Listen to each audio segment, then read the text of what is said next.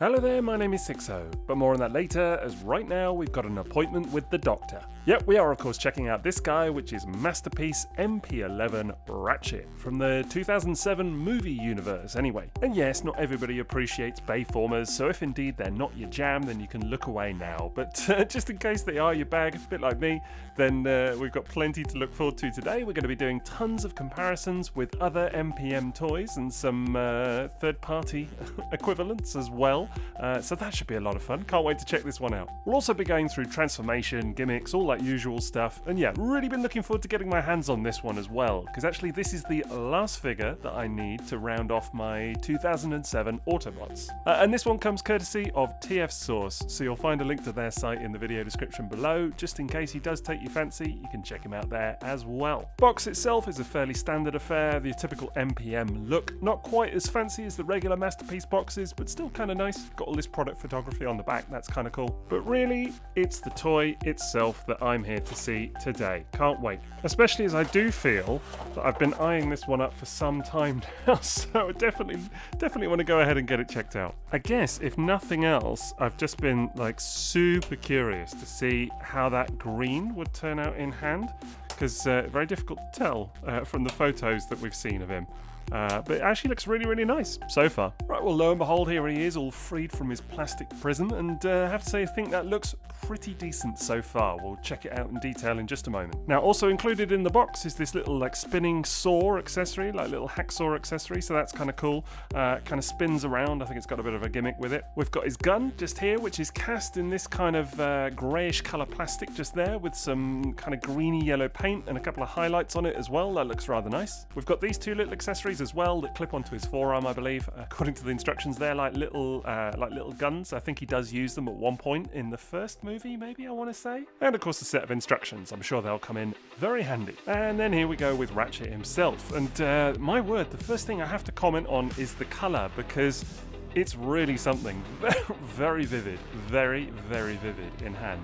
I really like it actually, but it's more yellow than I would have imagined. I always kind of had him pegged as a very kind of greenish yellow, and actually some of the pictures and everything I'd seen of this made me think that it was the same. But it's more of it is green, but it's more of a straight up yellow actually. I don't know, it's very hard to describe. What I will say is, where I wasn't quite sure on the colour, and like even in the film, like I do like the design of the character, I always felt like the colour was maybe the one aspect that was a little bit interesting, let's say. It actually kind of works here. Like, if anything, looking at it now, I can really get on board with it. It's super strange. It's not how I've seen the colour interpreted before in toy form. I feel like it's quite distinct.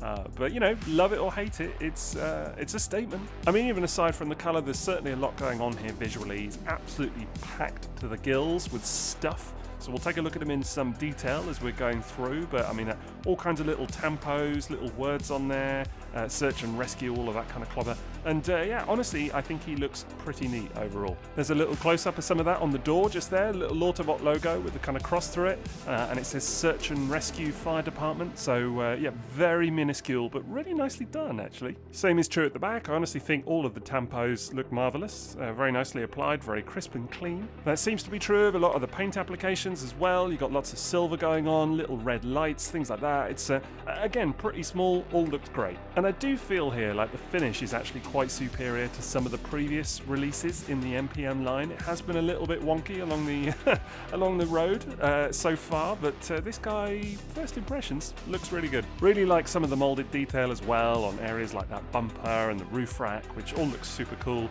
Nice couple of little translucent lights in there as well for a bit of effect. That's cool. Not too much robot bump sticking through the windshield there. It's not the most egregious example I've ever seen of that. It's fine. There's a little bit of a blue tint to the windshield, I think, so it's kind of nice. And again, you've got the old roof rack up the top there, all the hazard lights, that kind of stuff. It all looks really, really cool. I'm into it. Wheels look super chunky as well. I think they're kind of nice. Now, there is this little bit of kibble just here at the back, which is slightly unfortunate. It does hang out a little bit. I think that's probably the only example, actually, of major kibble anyway. Otherwise, it's generally pretty clean. But yeah, there is just that little bit at the back. I mean, you can definitely see a little bit just under here, under the side as well. But definitely that back bit is the one area I think that most people are going to be focused on, just because it kind of hangs out behind the wheel.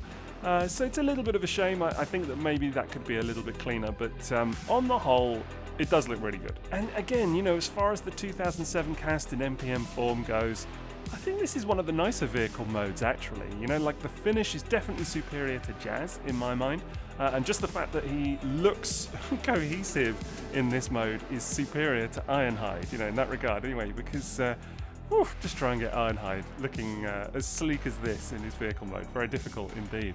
So yeah, I feel like they've done a good job. In fact, I think the only real thing worth mentioning is some of the colour matching going on, and you can see it just here in between, you know, different areas of the bonnet where you've got painted sections versus unpainted.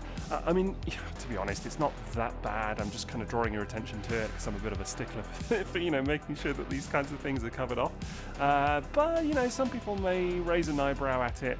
I think it's okay, personally. I've seen far worse paint matching in my time. I don't think this is too bad. If anything, it's not even the colour. Like, the colour actually is quite spot on. You know, like if you look at something like Earthrise Sunstreaker, you can see that actually the mismatched yellow there is a bit of a fault of the colour, in my opinion, whereas this is actually just obviously that, you know, this section is unpainted and this section is painted to kind of, you know, make it the same colour.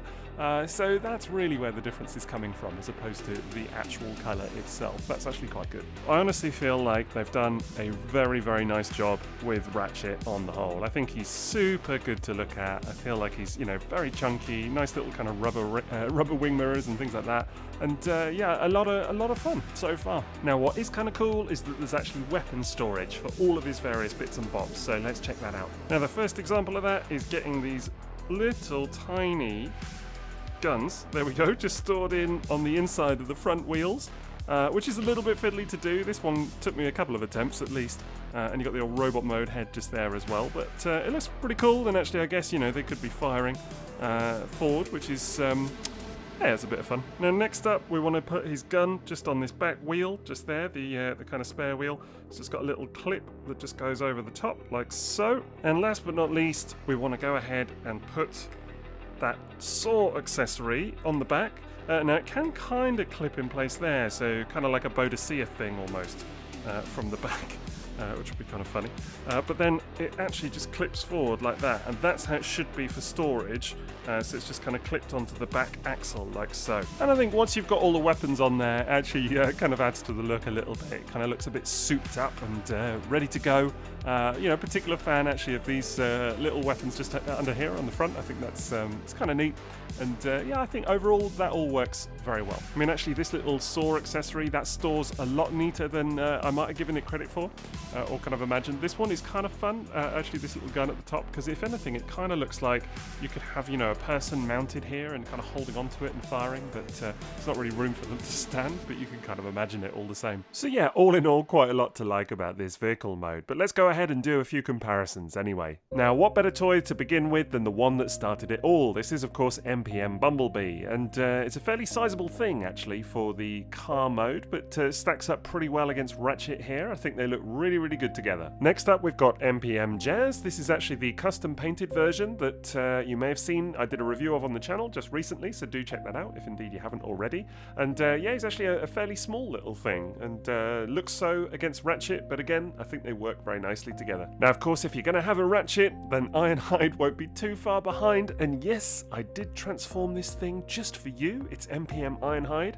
Absolute nightmare that it is to transform, being completely honest, but I went through that pain just because I thought this video would be a little bit incomplete without it, so you're welcome. And then, of course, here's MPM Optimus, who I really like the design of, but honestly, this thing's such a pain to get tabbed in vehicle mode. It's such a shame. This is actually the official version, by the way, not a KO. I often find that in videos it's hard to tell which version it is, you know, because there's a lot of knockoffs out there as well, but this is the official one, and they do look pretty good together, but it's fair to say that old Ratchet feels a bit more solid in vehicle mode, so that's good. And then, of course, we've got the whole set, the whole gang, it's the whole 2007 crew in vehicle form, and it's really very exciting to see it all together, finally. I mean, it's been a long time coming. Of course, it's been a good few years now since Bumblebee and Optimus were first released, and arguably, I think there's been a few hiccups along the way. I mean, Ironhide is definitely a bit of a misstep for me in this mode because he's just very, very hard to get tabbed flush and looking all nice. But you know, generally speaking, I'm very happy with this lineup. I think it's a shame that, as I say, Ironhide that is a bit of a pain to kind of get into his vehicle form. But otherwise, I do think that they've done a fairly good job of it on the whole. So, and Ratchet looks to be pretty good in that regard. But you know, there's only so long we can keep talking about that vehicle mode, so let's go ahead and get him transformed to robot mode.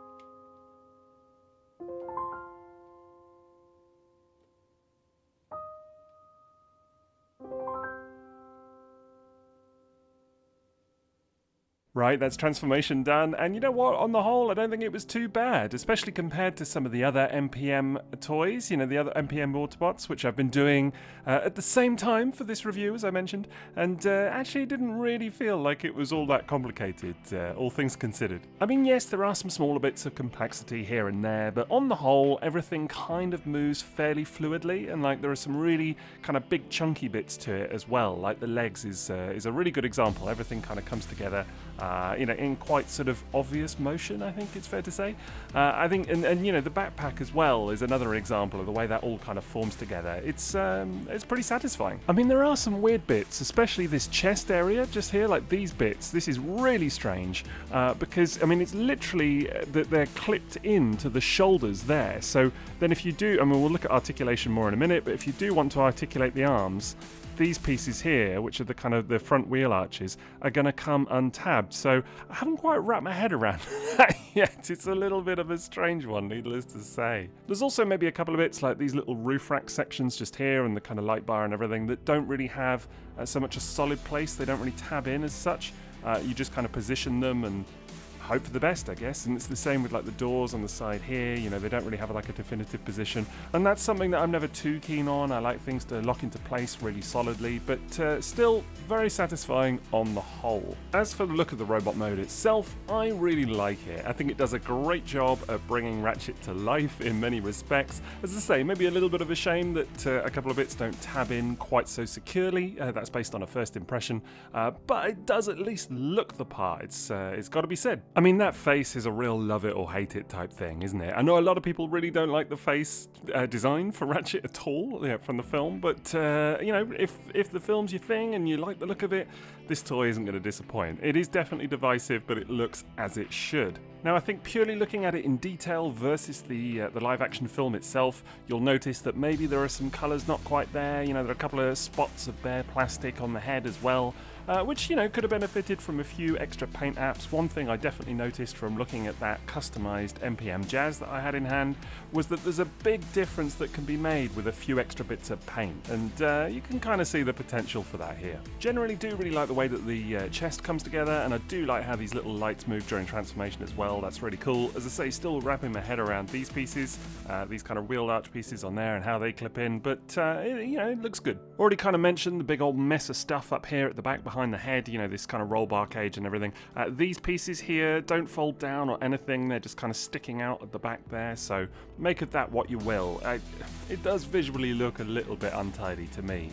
You know, maybe it's accurate, I don't know, but it could work better. Very nice, clean and tidy backpack going on here. I mean, honestly, the whole roof of the van, the ambulance, just kind of folds away into nothing. So I'm quite impressed about how that happens. The engineering is really good there. Legs are generally all good, and you've got a little bit of die cast going on in the feet just here as well, so that's kind of nice, you know, versus a lot of plastic and everything in the legs just here. Not a lot of transforming in the legs, actually. They just kind of unfold from the inside of the ambulance, but that's fine. You are left with some fairly noticeable panels just here on the insides of the thighs. So, you know, make of that what you will. Generally speaking, though, I think it does a good job. Then you've got some slightly unusual arms with these claw-like hands on the ends as well, and these little soft plastic tubes here, which is unexpected, but I guess at least they're not going to break. On the whole, though, I think if you're a Ratchet fan, or, you know, you just want to complete your 2007 Autobots, you're not going to be too disappointed by this guy. You know, I think the colours look really good. Again, obviously, you know, borrowed from the ambulance, but the overall appearance of it, everything, the paint applications that are there, it all works quite nicely. I do think that there could be a little bit more paint, just to kind of add to the premium feel a little bit. I'm not really getting that premium feel here so much. There's a lot of bare plastic going on, but, you know, on the whole, not bad. Now, articulation-wise, there's quite a bit at the head, which will rotate round and can move up and down just a little bit as well. Now, as far as the arms go, you do get quite a bit. You will need to kind of unclip this piece from the shoulder. You can see where it clips in just there into that little tab hole just there.